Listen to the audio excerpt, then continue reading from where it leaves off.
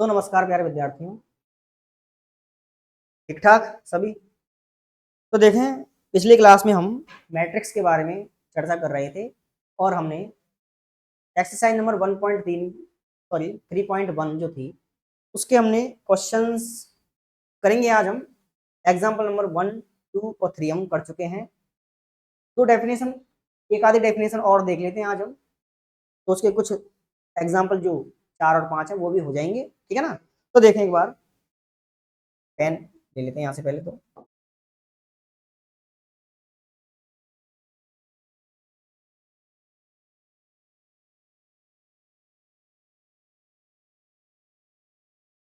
तो देखें, डेफिनेशन लगाएं एक हेडिंग, समान समुच्चय, जो मैं कल करवा रहा था लेकिन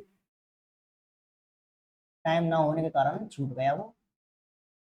तो समान समुच्चय इंग्लिश में से बोलते हैं हम इक्वल सेट, इक्वल, ओ सॉरी, अपन क्या पढ़ रहे हैं, समान समुच्चय थोड़ी पढ़ना है अपन को, समान आव्यूह पढ़ना है अपन को।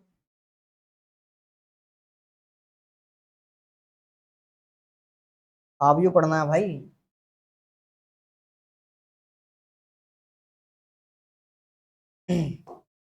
समान आव्यूह,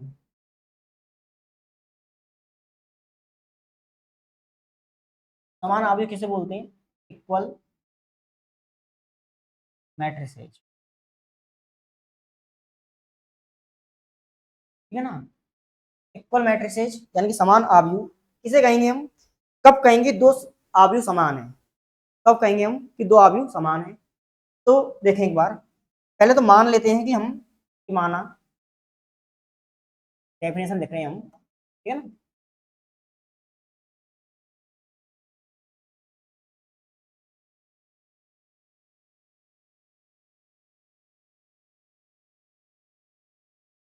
तो माना ए बराबर ए आई जे तथा बी बराबर बी आई, यहाँ आई पंक्तियों को और जे स्तंभों को व्यक्त करेगा, ठीक है ना। और ये जो एलिमेंट है ए आई जे, ये एलिमेंटों को दिखाएगा समुच्चय के अंदर, ठीक है ना। इस समुच्चय के अंदर ए टाइप के एलिमेंट है, सॉरी, इस आव्यूह के अंदर ए टाइप के एलिमेंट है और इस आव्यूह के अंदर बी टाइप के एलिमेंट है, ठीक है ना। तो देखें एक बार, हमने दो आव्यूह मान लिए ए और बी, ठीक है ना। तो देखें, कोई दो आव्यूह हैं तब तब ये दोनों समान कहलाएंगे यदि समान आव्यूह कहलाएंगे, समान आव्यूह कहलाएंगे यदि दो शर्तों को ये फुलफिल कर जाए। यदि पहली बात, दोनों आव्यूह की कोटि, दोनों आव्यूह की कोटि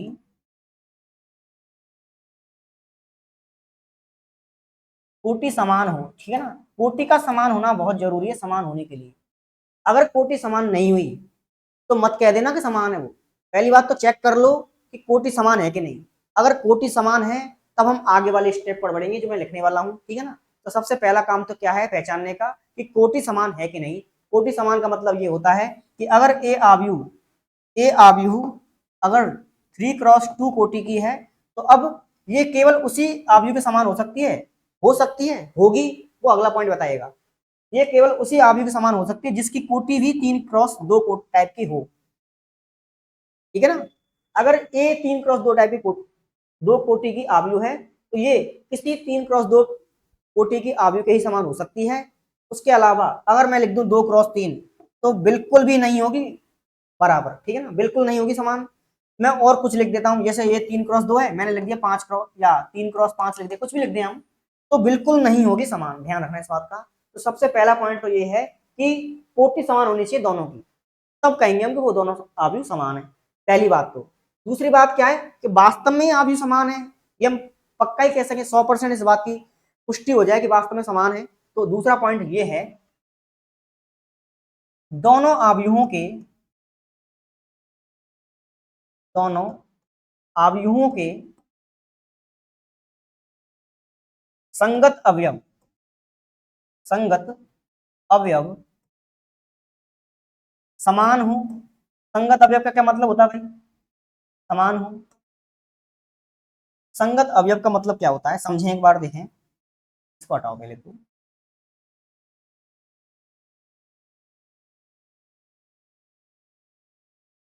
देखें एक बार, संगत अवयव का मतलब क्या होता है। मैं इधर लिख देता हूं थोड़ा सा, संगत अवयव।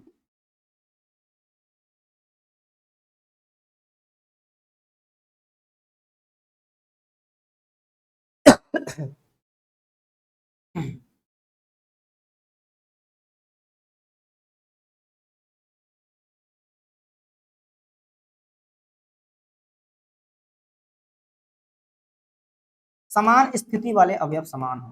समान स्थिति वाले अवयव, समान स्थिति पर जो अवयव मौजूद हैं उन्हें बोलेंगे हम संगत अवयव, ठीक है ना। संगत अवयव क्या होंगे? जिनकी स्थिति समान है। जैसे कि एक, मैं एक एग्जांपल के हिसाब से समझते हैं इस चीज को हम, ठीक है ना। फॉर एग्जांपल, ध्यान से देखें एक बार। जैसे मान लो हमने ए आव्यू ली। अब देखो, आव्यूह के संगत अवयव समान हो का मतलब क्या हुआ? थोड़ा थोड़ा छोटा करते हैं। ये संगत अवयव की बात हो चुकी है इधर। का मतलब यहां पर दैट इज, अर्थात, दैट इज अर्थात ए आई जे बराबर हो जाए बी आई जे के, ठीक है ना। ए आई जे बराबर हो जाए बी आई जे के, मतलब पहली आव्यू जो ए है उसके जो एलिमेंट है ए आई जे, वो दूसरी आव्यू जो बी है उसका जो एलिमेंट है बी आई जे, ये बराबर हो जाए, ठीक है ना। संगत अवयव बराबर हो जाए। अवयव का संगत का मतलब ये हुआ, अगर मैंने आई का मान 1 जे का मान 2 लिया तो यहाँ पे 1 2 डालेंगे, यहाँ पे 1 2 आएगा। तो 1 2 ए 1 2 बराबर हो जाए बी 1 2 के, ठीक है ना। तो इस प्रकार से हम जो जो सिचुएशन लेंगे, अब कितने एलिमेंट आएंगे, उनकी क्या क्या स्थिति रहेंगी, वो बताएगा कोटि क्या है उसकी, ठीक है ना। कितने एलिमेंट होंगे कोटि बताएगी। कौन सा एलिमेंट की क्या पोजीशन रहेगी, आई और जे के मान दे दी जाएंगी, यहाँ से पोजीशन आती चली जाएगी। ओके, तो देखें एक बार। फॉर एग्जाम्पल, जैसे मान लो कि ए जो आव्यू है ए आई जे, वो मान लो 2 क्रॉस 3 कोटि की है। एंड बी जो आव्यू है बी आई जे, वो भी 2 क्रॉस 3 कोटि की है, ठीक है ना। दोनों की कोटि समान है। अब कोटि समान है, पहला पॉइंट क्लियर। अगर आव्यू की कोटि समान है, अब तो अब इन दोनों में हम इस बात की कंपेरिजन कर सकते हैं कि हाँ ये बराबर होंगे कि नहीं। अब बराबर होने के लिए तो ध्यान से देखें एक बार।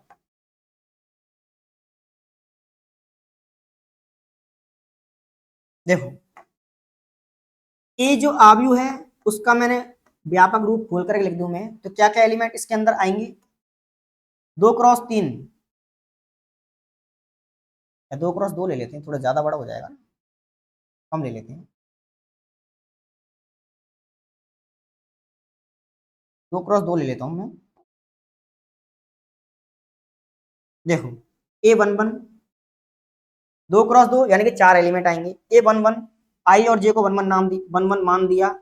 आई को 1, जे को 2, आई को 2, जे को 1, आई को 2, जे को 2, 2 क्रॉस 2, ठीक है ना। इधर भी बी बराबर B11, V12, V21, V22, ठीक है। ये पॉइंट क्लियर है इतना कि भाई आव्यूह को खोल करके तो ऐसे लिख देंगे हम, लिख दिया हमने। अब हम देखना चाह रहे हैं कि ये समान है कि नहीं, ठीक है। अब देखो, लाइन में यहाँ डाल देता हूँ एक छोटी। अब देखें, अब ए और बी को बराबर कब कहेंगे हम? माना ए और बी बराबर है, माना ए बराबर है बी के, ठीक है। ए बराबर है बी के, इसका मतलब क्या हुआ कि आव्यूह A11, A12, A21, A22 बराबर है V11, V12, V21, V22, ठीक है, बराबर।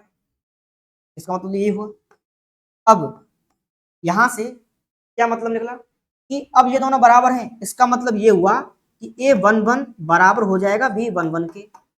अगर ऐसा है एंड A212 बराबर है B12 के, कॉमा A21 बराबर है B21 के, कॉमा B सॉरी A22 बराबर है B22 के, ठीक है ना। तो हम कहेंगे अब देखो चारों एलिमेंट संगत एलिमेंट है, A11 का संगत एलिमेंट B11, A22 का संगत एलिमेंट B, इसकी स्थिति पहले नंबर पे, इसकी स्थिति पहले नंबर पे। तो स्थिति वाले, समान स्थिति वाले जो अवयव हैं उन्हें बोलते हैं हम संगत अवयव। तो A11 का संगत अवयव कौन सा हो जाएगा B11, ये दोनों बराबर होने चाहिए। A12 का B12 ये दोनों बराबर होने चाहिए। A21 का B21 ये दोनों बराबर होने चाहिए। A22 का संगत एलिमेंट B22 ये भी बराबर होने चाहिए। अब इसमें चार एलिमेंट है, इसमें भी चार एलिमेंट है। अगर संगत एलिमेंट चारों के चारों एलिमेंट समान हो, ये जरूर, ये गलत है, ये जरूरी नहीं है। चारों चारों एलिमेंट समान भी हो सकते हैं, ऐसी कोई दिक्कत नहीं है, लेकिन संगत एलिमेंट अगर बराबर आ जाएं, जो कि इस प्रकार से होते हैं, तब हम कहेंगे कि दोनों मैट्रिक्स समान है, ठीक है ना। इसका उल्टा, अगर संगत एलिमेंट समान है तो दोनों मैट्रिक्स भी समान होंगे। पॉइंट क्लियर है। इसका उल्टा भी सही है, ठीक है ना। यदि कोटि दी गई हो, हमने कोटि हमें दी गई हो और अवयव हमें बता दिए गए हो, तो ए का एलिमेंट ये है और बी का एलिमेंट इस प्रकार से, और दोनों संगत एलिमेंट समान है, तो हम उल्टा भी जा सकते हैं, ठीक है। तो लिख लें एक बार फटाफट से, समान आव्यूह क्या होता है। अब इस पर बेस्ड हम एक एग्जाम्पल है, एग्जाम्पल नंबर 4 वो करना चाहेंगे, चाह रहे हैं। तो देखें एक बार फटाफट से, एग्जाम्पल नंबर 4 क्या लिखा हुआ है। एग्जाम्पल नंबर 4, इधर एक समुच्चय लिखा हुआ है, यदि समुच्चय x+3 z+4 x+3 z+4, अगला है 2y-7 2y-7, next -6a-1 0, -6a-1 और 0, नेक्स्ट b-3 -21 b-3 b-3 -21, अगला 0, ठीक है। दिस इज इक्वल टू, बराबर बोल दिया उन्होंने, ठीक है ना। अगला क्या है 0 6 3y-2, 0 6 3y-2, ठीक है ना। अगली रो में -6 -3 -6 -3, अगला एलिमेंट 2c+2 2c+2, अगली रो के एलिमेंट 2b+4 -21 0, 2b+4 -21 और 0, ये हो गया अगली वाली मैट्रिक्स, ठीक है। ये 2b है, यहाँ 2 आएगा, 2b+4, तो थोड़ा बड़ा कर लेना, क्या कंजूसी है।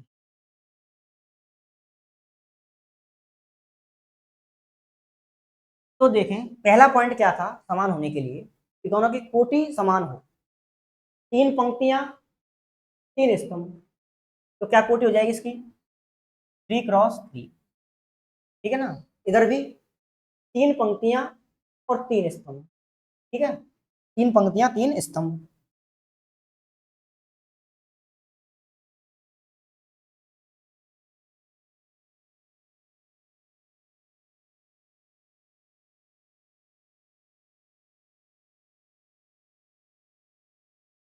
तो देखें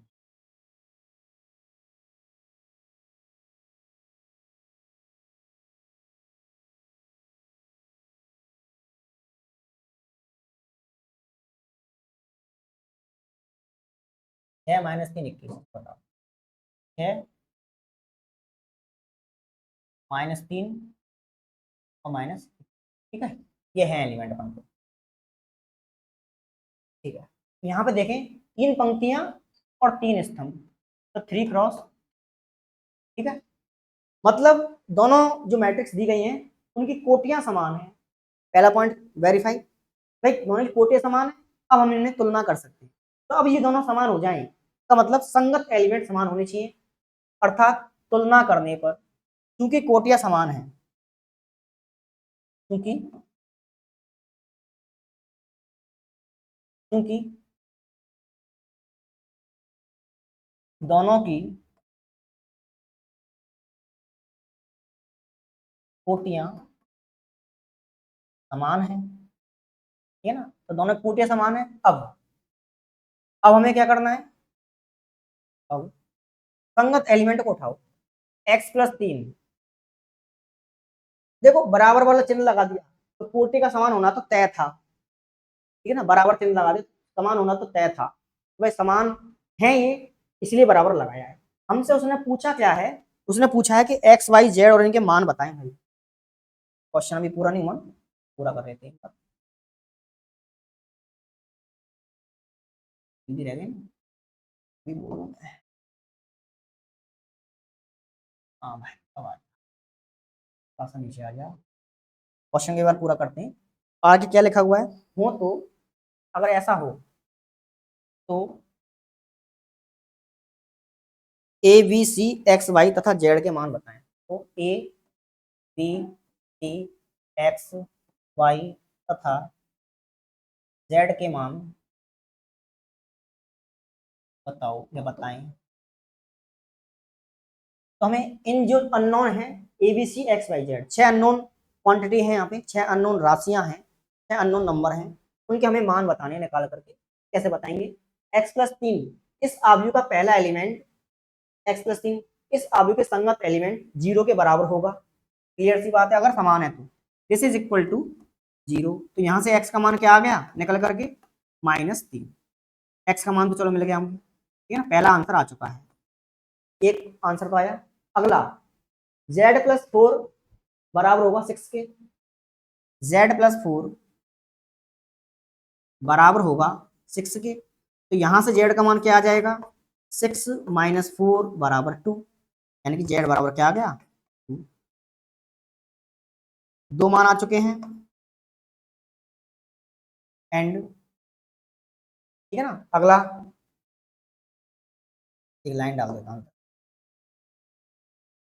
अगला देखें, 2y-7 बराबर है 2y-7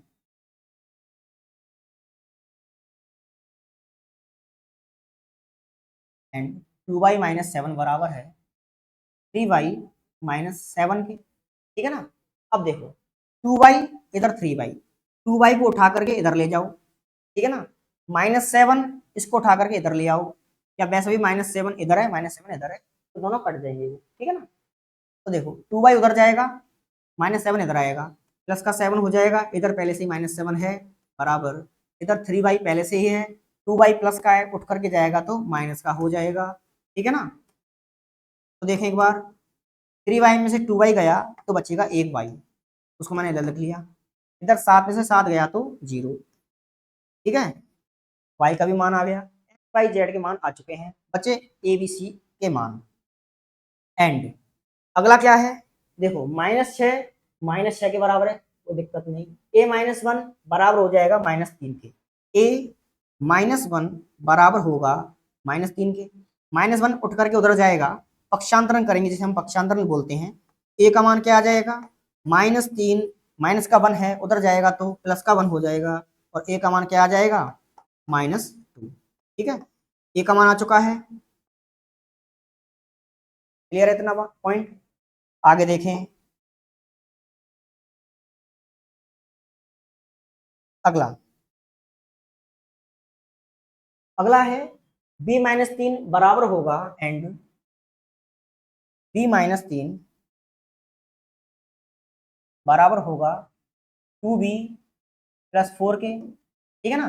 तो देखें सिंगल b है, इसको उठा करके बड़े वाले की तरफ लेकर के जाओ, है ना, ये तो उधर चला जाएगा, 4 जो है उठ करके संख्या की तरफ आ जाएगा, तो यहाँ से क्या मिलेगा देखो, -3 पहले से ही है, प्लस का 4 इधर आके हो जाएगा माइनस का 4 बराबर 2b पहले से है, प्लस का b हो जाएगा माइनस का b, ठीक है ना। तो यहाँ से क्या मिलेगा 2b में से b गया तो b बचा, और ये -3 और -4 -7, b का मान आ गया। एंड लास्ट बचा अपन का 0 बराबर है 2c प्लस 2k, तो 0 बराबर 2c प्लस 2, ठीक है ना। तो यहाँ से देखें एक बार 2 इधर आ जाएगा संख्या की तरफ, तो क्या बन जाएगा 2c बराबर प्लस का 2 इधर आएगा 0 माइनस का 2, ठीक है ना। तो 2c बराबर हो जाएगा -2, c बराबर 2 से 2 कटेगा एक बार, बचेगा माइनस का 1। इतनी कैलकुलेशन तो आपको आती होगी, मैंने डायरेक्ट काट दिया उसको। तो आपके सामने ए बी सी के मान आ चुके हैं और एक्स वाई जेड के मान भी आ चुके हैं, ठीक है। इसको कर दें रेड। तो देखें एक बार, ये आपके आंसर हो गया फिलिंग।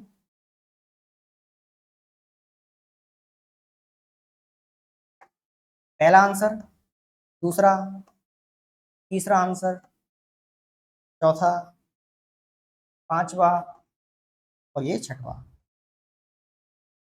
तो लिख लें इसको एक बार फटाफट से।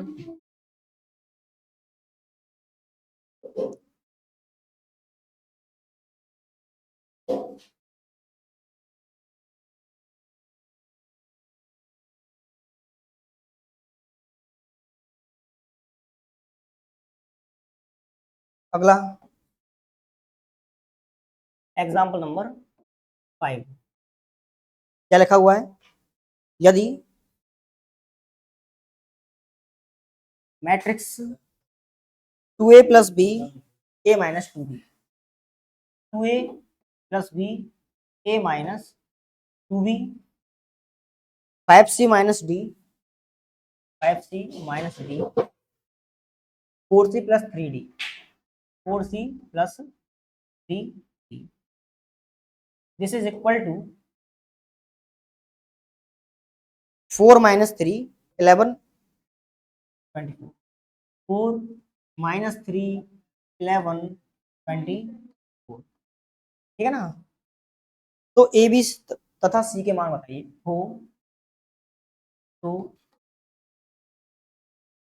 ए बी सी तथा डी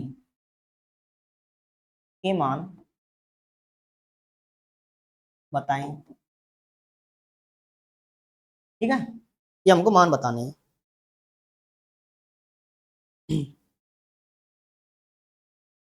सबसे पहले सॉल्यूशन,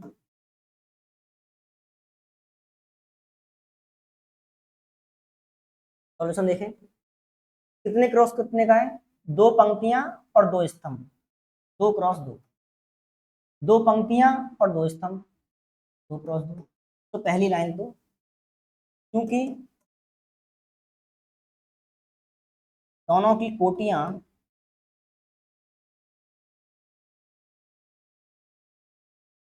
समान हैं, दोनों की कोटियां समान है, पहला पॉइंट वेरीफाई।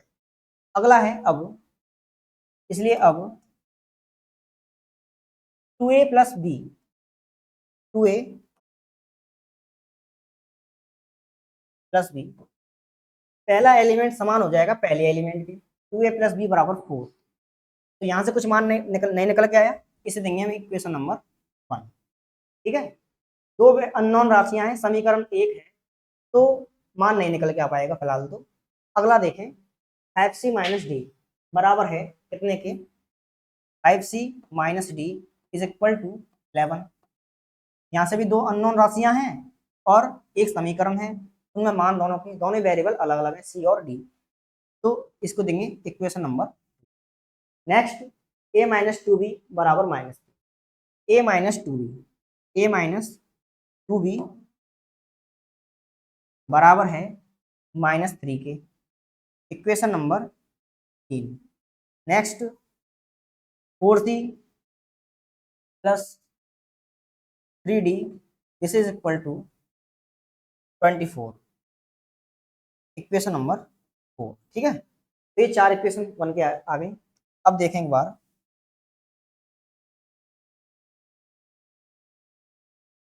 इसको कर लें छोटा,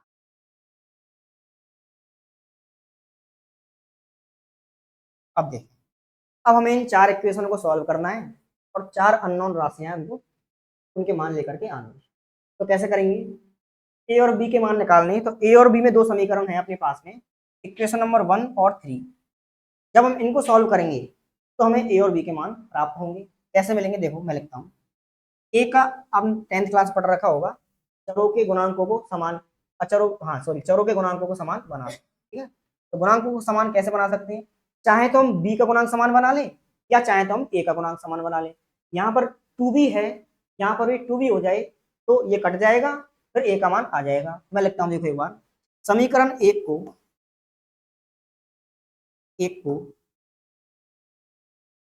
2 से गुना करके, 2 से गुना करके 3 में जोड़ने पर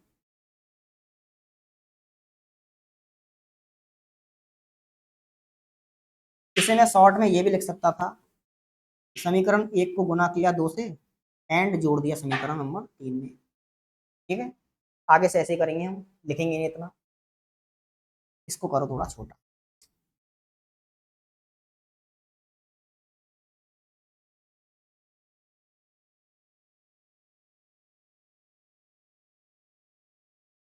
यहाँ रखें, हो जा भाई,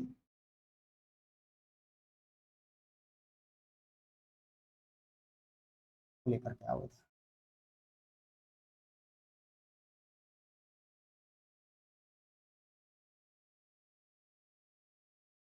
ठीक है। अब देखें एक बार, तो क्या आ जाएगा, इसको कराना है 2 से गुना, 2 इंटू 2 4 हो जाएगा, 4a प्लस 2 से गुना करेंगे तो 2b बराबर, 2 से गुना किया 4 दूनी 8, ठीक है। इक्वेशन नंबर 1 तो बदल जाएगा इसमें, और इक्वेशन नंबर 3 इसको लिखेंगे एज इट इज। कितना है, a माइनस 2b बराबर कितना लिखा हुआ है, -3, -3। इसको सॉल्व करने पर क्या आएगा, देखो एक बार, 2b प्लस का और 2b माइनस का कट गए, 4a और a ये हो जाएंगे 5a, ठीक है ना, 5 हो जाएंगे ये, तो बराबर हो जाएगा 8 और -3 5। ए का मान क्या है यहां से निकल के,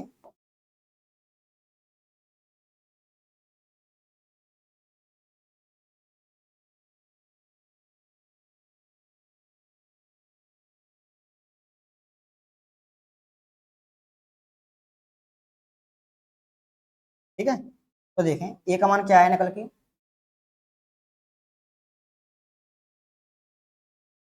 ए बराबर 5। पहला पॉइंट क्लियर हुआ। अगला है, ए का मान आ गया 5। अब ए का मान उठा करके हम या तो एक में डाल दें या 3 में डाल दें। ए का मान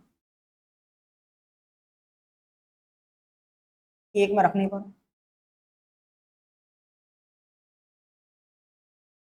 देखो क्या मिलेगा,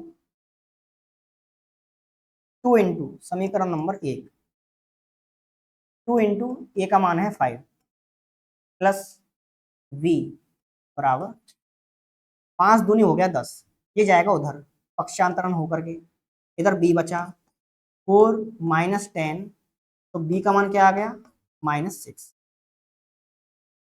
ठीक है। b का मान निकल गया, a का आ गया, b का आ गया, 2 और बचे,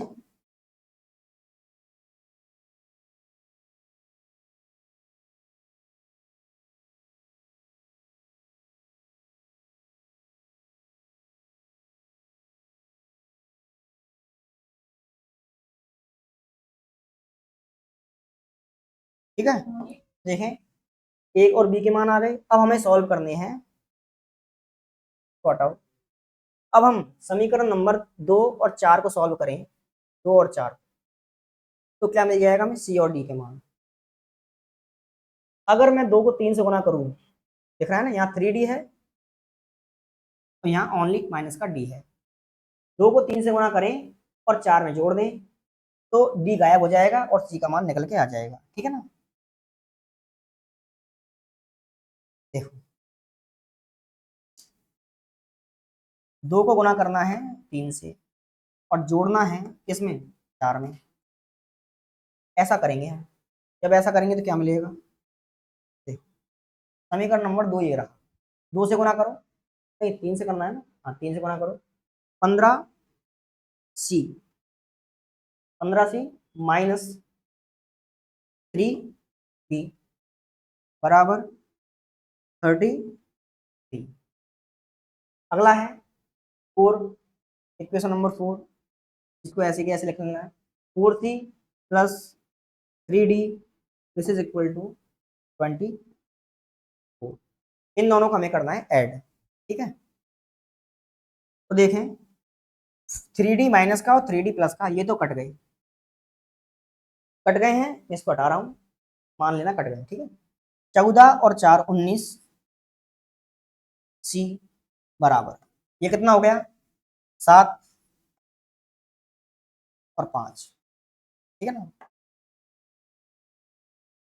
तो यहां से क्या मान निकल के आएगा सी का, थोड़ा छोटा करते हैं इसको।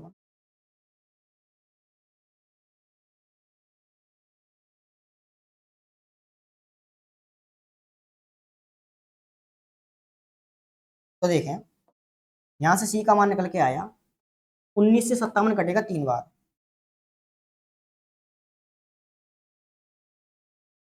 ठीक है, बात क्लियर हुई। अगला रह गया है लास्ट,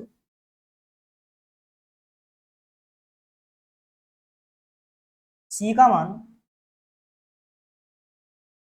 2 या 4 किसी एक में रख दो, 2 में रख देते हैं, सी का मान 2 में रखने पर, इक्वेशन नंबर 2 में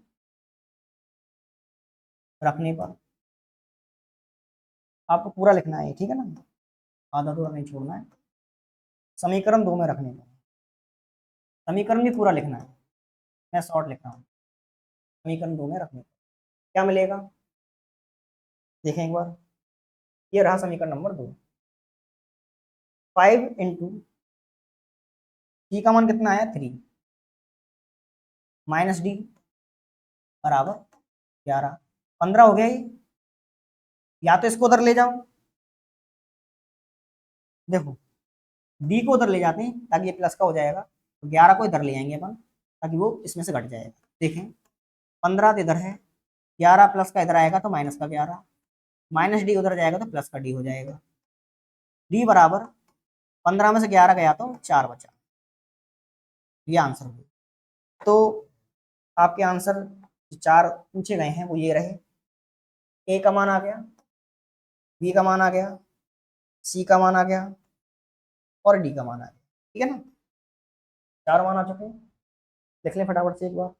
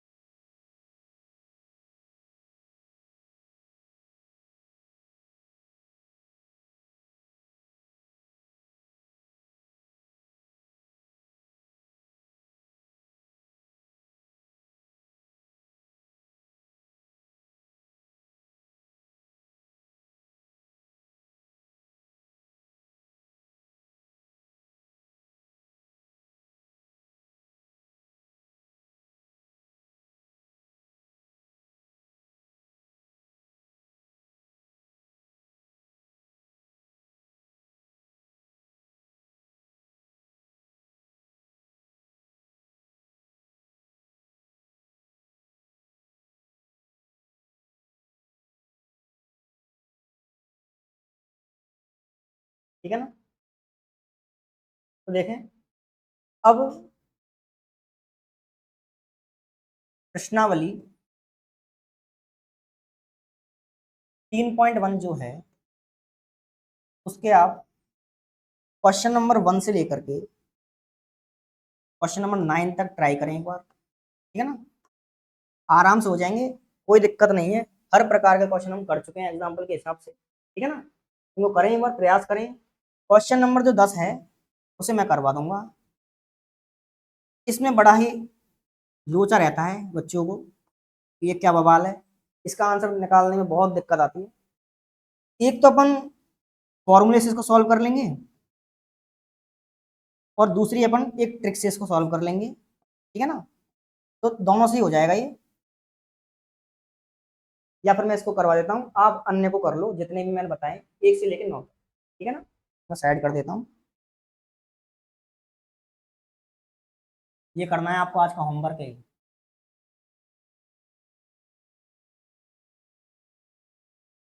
मैं करवा देता हूँ क्वेश्चन नंबर 10 फास्टली, और आज की क्लास पढ़ते हैं फिनिश। क्वेश्चन नंबर 10 क्या लिखा हुआ है देखें एक बार। 3x3 कोटि के ऐसे अवयवों की कुल कितनी संख्या होगी? 3x3 कोटि के ऐसे अवयवों के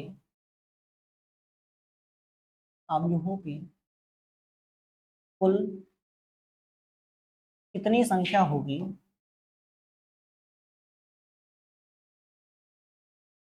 क्या होगी? कुल कितनी संख्या होगी जिनकी प्रत्येक प्रविष्टि जिनकी प्रत्येक प्रविष्टि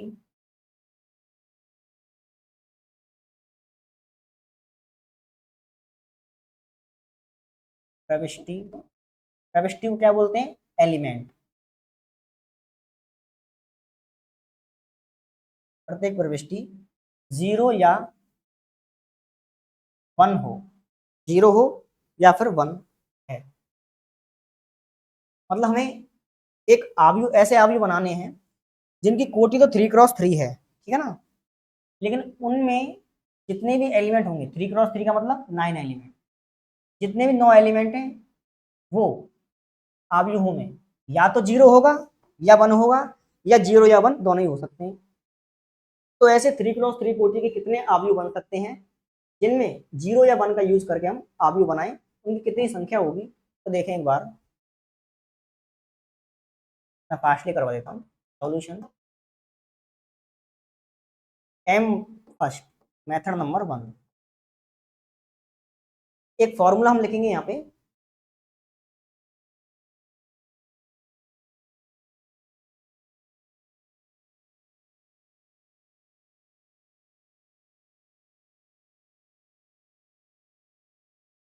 प्रविष्टियों की संख्या, प्रविष्टियों की संख्या की होल पावर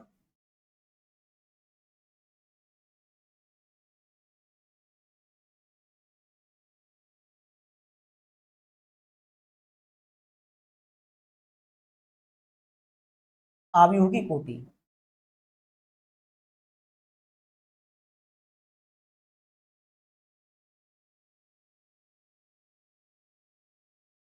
कोटि का परिणाम, पावर में क्या रहेगा? अवयव की कोटि का जो परिणाम है उसे हम पावर में लिखेंगे, ठीक है ना।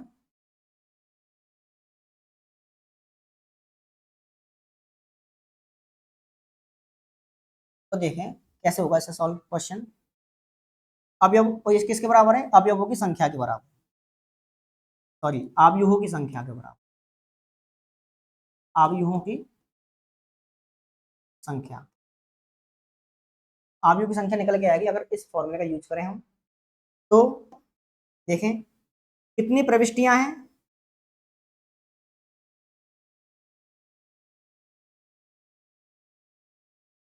प्रविष्टियां कितनी है? 0 और 1, दो प्रविष्टियां हैं, 0 या फिर 1, ठीक है ना। दो प्रविष्टियां 0 या 1, प्रविष्टियों की संख्या 2, कोटि कितनी है अवयव की?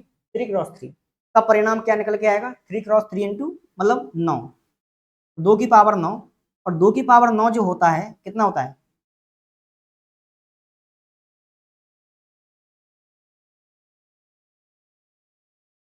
सॉल्व करने बैठोगे तो इसका आंसर आएगा 512, ठीक है ना। तो 512 ऐसे अवयव बनेंगे जिनकी कोटि 3x3 होगी और जिनमें अवयवों की संख्या, सॉरी अवयव जो होंगे, एंट्री जो रहेंगी वो 0 या 1 होंगे, केवल 0 हो सकता है, केवल 1 हो सकता है, या 0 या 1 किसी प्रकार का हो सकता है। अवयव की शक्ल किस प्रकार की होगी, देखो एक बार, 1 2 3 4 5 6 7 8 9, तीन एक प्रकार के यहाँ 9 एलिमेंट आएंगे। हो सकता है 0 हो सभी जगह, है ना, हो सकता है यहाँ 0 यहाँ 0 यहाँ 1 आ जाए, सभी जगह 0 हो एक जगह 1, ठीक है ना, सभी जगह 1 एक जगह 0, दो जगह 0 एक जगह 1, ठीक है ना, इस प्रकार कैसे भी हो सकता है मतलब। तो इस प्रकार जितने भी अवयव बनेंगे वो सारे अवयवों की संख्या होगी 512, ठीक है। शॉर्टली इस क्वेश्चन को कैसे कर सकते हैं, वैसे तो ये क्वेश्चन अवयव का नहीं है, शायद आपको पता नहीं है, ये क्वेश्चन जो है वो है, ये तो इसमें डाल दिया ना उन्होंने, लेकिन इसका क्वेश्चन नहीं है, यह प्रश्न P and C, P and C का मतलब होता है परमुटेशन एंड कॉम्बिनेशन, जो आप कक्षा 11 में पढ़ के आए हो, परमुटेशन एंड कॉम्बिनेशन, क्रमचय एवं संचय का ये क्वेश्चन है, जबकि इन्होंने यहाँ आगे में डाल दिया है, यहाँ तो इसका कोई संबंध ही नहीं है, फिर भी अब मैं इसको एक शॉर्ट तरीका, शॉर्ट तो क्या, वो पी एंड सी का तरीका है, उससे करने का प्रयास करते हैं। तो देखो इन्होंने बोलिया आयु हमारी, इसका नाम मैं ए दे देता हूँ, ऐसे कई सारी आयु होंगी, तो उनका नाम मैंने ए दे दिया, उनकी एंट्री जो होगी 1 2 3 4 5 6 7 8 और 9, 9 एंट्रियां हैं। क्यों है 9 एंट्रियां, क्योंकि उन्होंने बोला है कि आयु की जो कोटि है वो 3x3 है, तो 9 एंट्रियां हो जाएंगी। अब उन्होंने बोला है कि एंट्रीज, प्रविष्टियां, प्रविष्टियां कितनी है, 0 या 1, या तो 0 ले सकते हैं या 1 ले सकते हैं, मतलब दो ऑप्शन है हमारे पास में, या तो 0 लेंगे या 1। पहली जगह को भरने के लिए हमारे पास कितने ऑप्शन है, दो। यहाँ सुनना, यहाँ पर पहली जगह पर कितने एलिमेंट आ सकते हैं, 0 या 1, पहली जगह को भरने के कितने ऑप्शन है, दो।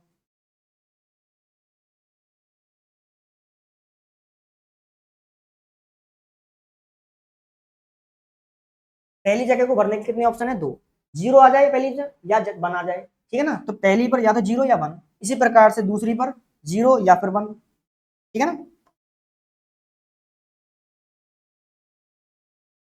यहाँ आ जाए 0 या फिर 1, 0 या 1, 0 या 1, 0 या 1, सभी जगह 0 या 1, इस प्रकार का केस रहेगा।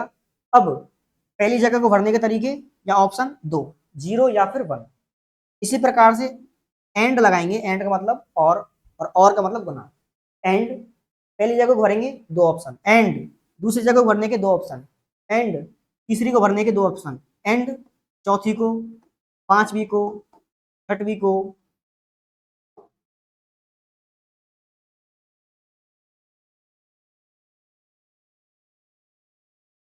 सातवीं, आठवीं और लास्ट 9वीं, ठीक है ना। तो 9 जगह को भरने के हमारे पास दो दो ऑप्शन है, प्रत्येक जगह को भरने के लिए दो दो ऑप्शन है, ठीक है ना। तो ये इस प्रकार से हैंडल होगा। इनको गुना करने के बाद में कितना बनेगा, 2 की पावर 9, कितने दो हैं, 9 दो है, 2 2 2 9 बार, 2 2 2 9 बार, ठीक है ना। तो 2 की पावर 9, इसको सॉल्व करने में कितना आया, 512, तो यही हमारा आंसर होगा। पॉइंट क्लियर है क्या, ठीक है ना, ऐसे करना होता है। मैंने इतना लंबा इसको खींच दिया है, वैसे इतना लंबा है नहीं, तो समझाने के लिए, नहीं तो इसको दो दो दो दो, दो लिखते 9 बार और 2 की पावर 9 करते और आंसर आ जाता, ठीक है। देखें, तो ये क्वेश्चन आपका हुआ खत्म, 10 सेकेंड, ठीक है। तो थैंक यू, आज की क्लास को यहीं फिनिश करते हैं, क्योंकि इंग्लिश की मैम आ चुकी हैं, ठीक है ना। तो जिनको इंग्लिश पढ़नी है यूट्यूब पर लाइव हो जाएगी, वहाँ इंग्लिश पढ़ लें, अगर जिसकी वीक है, मेरी भी वीक है, तो मैं जाके इंग्लिश पढ़ता हूँ, ठीक है ना, आप भी पढ़ना चाहें तो पढ़ सकते हैं। तो थैंक यू।